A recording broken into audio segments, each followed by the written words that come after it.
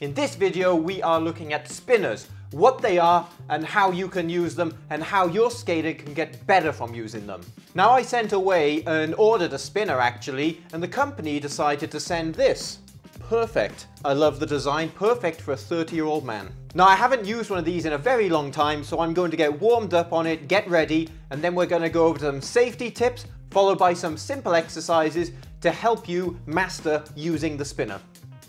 Okay, so the first thing we're going to need to make sure we do is that we have lots of space around us because we're going to be spinning around. You don't want to knock an expensive vase over or break the television or anything, and you need the floor to be quite smooth. So let's give it a go.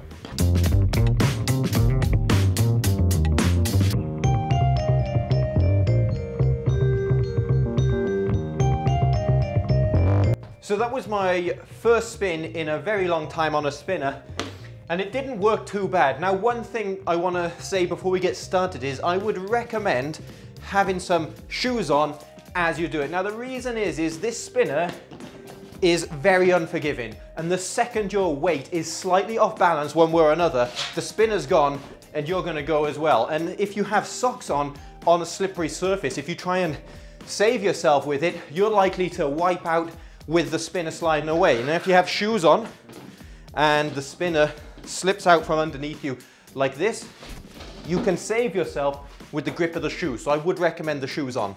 Now, one thing I would like to note about this spinner is as you look at it here, it does have a rocker. It almost simulates what your blade is like on the ice, which is what makes these great for being able to practice your 3 turns and brackets and other turns on the ice. And now for spinning, you can try and do it with your weight where it would normally be on the spinner. So say if I'm in a basic upright spin, normally I would have the weight on this part. It doesn't simulate the edges, but you do have the rocker. But the spinner is brutally difficult. It is so hard to balance on it.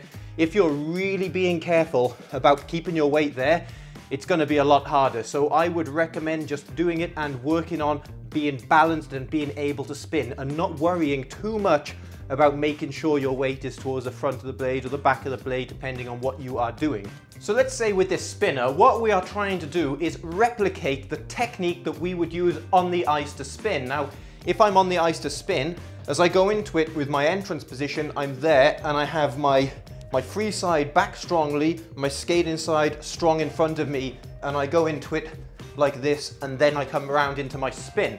So for the spinner, we want to bear that in mind when we're starting. So fortunately, they come with no instructions what to do on them whatsoever. You receive them just like this.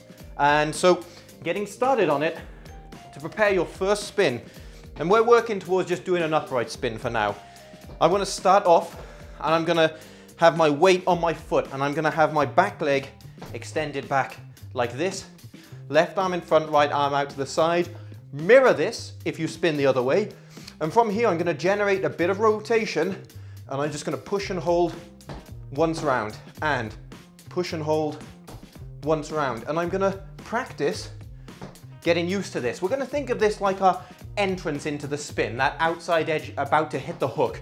So we're just getting used to being able to rotate simply like this. Getting ready. Now, the key thing to notice of what I'm doing here and what I'm not doing here. I'm trying to do what I would normally do on the ice. And what I'm not doing is swinging that side and then trying to follow like this, because it's not how I would do it on the ice. And that would change my technique completely. And then when I go back on the ice, I might now have a bad habit of opening up the left side. So I'm just practicing lifting, engaging, bracing the core, and rotate, stop, and rotate, stop.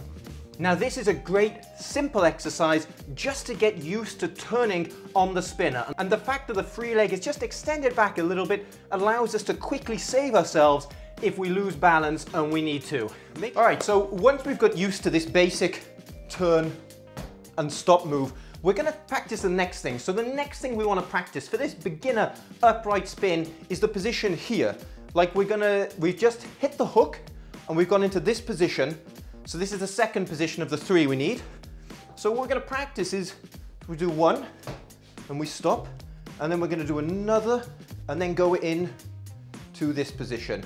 and we're gonna hold. Now it's not so easy. I'm working hard to make sure everything is leveled and I'm not dropped or twisted or doing some funny position on my spin like this, because as you see, I will have the spinner slide out from underneath me and throw me onto the floor. So keeping it nice and simple, and one, hit the hook and position. And we practice turning here next. So just to show you again, strong left side, round, hook, and I'm in front here, and I'm turning.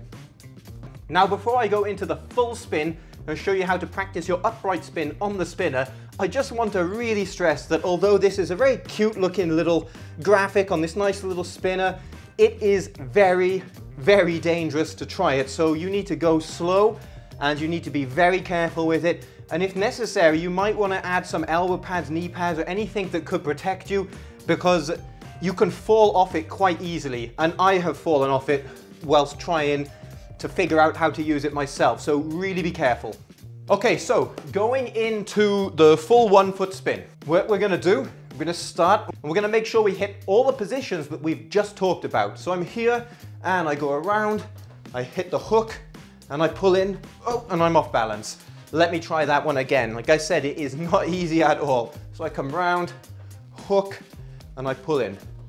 And I take it very easy, and I'm traveling, but you're gonna find that's what it does. On this surface, it is very easy to travel and move, and especially if you're very tall like me, the second your weight goes over one side and applies pressure, there's obviously no grip. Like on the ice, the blade cuts in and it grips. Even on roller skates, it grips. But this, the second it's off, it's gone. So be really careful and do not, in my opinion, fight to hold it. If you feel yourself go in and try and bring it back, better just be safe, step out of it, and work on being completely balanced from the very start of the move.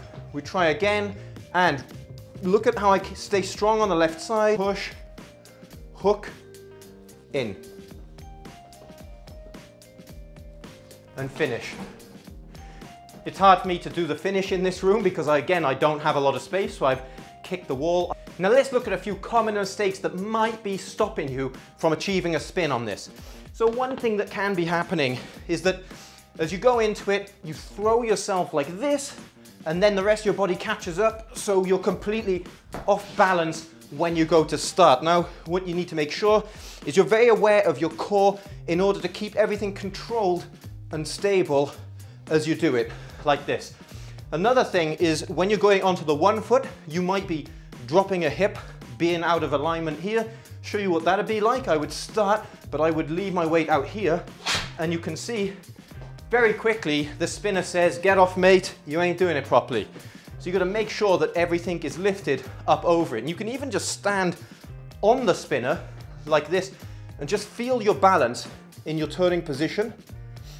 And you can feel if your hips are dropping or out of line, your shoulder alignment, and it's something you need to make sure you keep very still and very level. We don't want the hips or the shoulders to be out any way, shape or form. Now one final note with this spinner is we want to keep the technique as similar as to we would on the ice. That we've come in from the backward inside edge, we're stepping onto the spinner like so, and that's where we get this position from. It's like we've just stepped in to the entrance edge of the spin. That's where we get there, and that's why we just generate ever so slightly a bit of rotation and then go, and we hit this position first before going into the spin. Now I hope you enjoyed this quick little introduction video on spinners and how to use them for a basic forward upright spin.